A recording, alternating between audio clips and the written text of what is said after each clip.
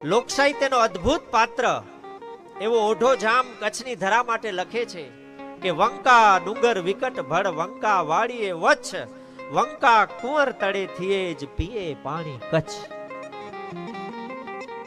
સુરવીરતા ત્યારે પ્રગટે જ્યારે કચ્છનું પાણી એ કચ્છનો સપૂત પીએ એમ કહેવા માંગે છે કે આવર બાવર ને બોરડી કંઠા ને બ્યા કખ હોથલ હલો કચ્છડે જેતે માળું સવાયા લખ. કચ્છ અને કાઠિયાવાડની ભૂમિના માણસો કે જેની અંદર સાધુ સંતોના આશીર્વાદ પૂરેપૂરા ઉતરેલા હોય એવું કવિને લાગે છે અને આ વાત સાચી છે. કવિ આસાનંદજી લખે છે પુસ્તકમાં કે પથરાળ ખડકાળ વિકરાળ છતાંય સ્નેહ સરિતા વહાવતી. આપણી કચ્છની ભૂમિ કેવી છે કે પથરાળ ખડકાળ વિકરાળ છતાંય સ્નેહ સરિતા વહાવતી. કચ્છની ભૂમિ ખડકાળ છે, રણ પ્રદેશની ભૂમિ છે. બાવળ તણી સૂડો મહી પણ પ્રેમ પુષ્પો પ્રગટાવતી. કચ્છની ભૂમિમાં બાવળ જ્યાં જુઓ ત્યાં કાંટાળા બાવળ, પણ એ કચ્છની ભૂમિમાં પુષ્પો પ્રગટ થાય છે અને પુષ્પોની સુવાસ આખા વિશ્વને જાય છે એવી કચ્છની ભૂમિ. છેલ્લે લખે કે કોરી ભલે કચ્છ ધરા. આ તો હમણાં વરસાદ થાય છે, પણ એક એવો સમય જ્યાં એક વર્ષ જાય અને બીજા વર્ષમાં આપણે ચિંતા થાય કે કોરી ભલે કચ્છ ધરા પણ રસાળ છે સદભાવમાં. લોકોમાં પ્રેમ છે.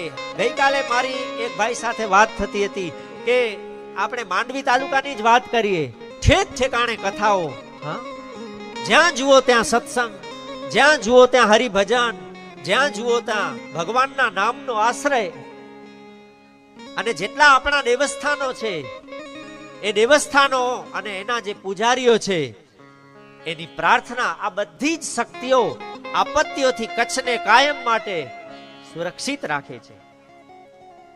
કે કોરી ભલે કચ્છ ધરા પણ રસાળ છે સદભાવમાં. અમ કચ્છ ધરાની વીર વાતો અમર છે ઇતિહાસમાં. આપણે આવતીકાલે કથાના પ્રારંભમાં ગુંદલ માતાના ચરિત્રનું રસપાન આપણે શ્રવણ કરશું. માએ જે કષ્ટો વેઠ્યા છે, આહા, એક નારી શક્તિ કોને કહેવાય? પતિવ્રતા નારીમાં શક્તિ શું રહેલી છે, એ તો ગુંદલ માતા જ કહી શકે. અને કચ્છનો જારાનો યુદ્ધ, જ્યારે પ્રખ્યાત જારાનો યુદ્ધ થયો એ સમય કચ્છી સેનાનો નાયક લખધરસિંહ યુદ્ધ માટે તૈયાર થાય છે અને કવિ લખે છે સેનાપતિ લાખો હલ્યો અને ધરા ધણ ધણ ધણ ધણે તોખાર કચ્છી હણહણે તલવાર ભાલા ખણખણે.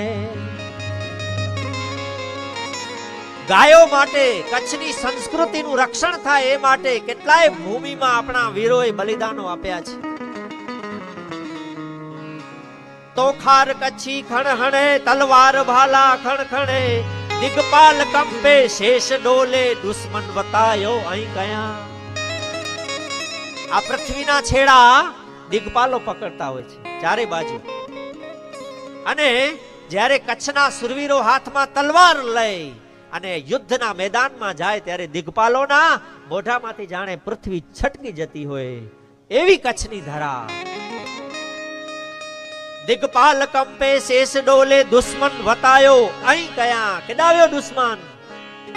વીર કહે છે કચ્છનો કે યજ્ઞ રણ ઝારે મથે કુલ ભાન ભાવર અહીં થયા. આવી દિવ્ય ભૂમિ કચ્છની.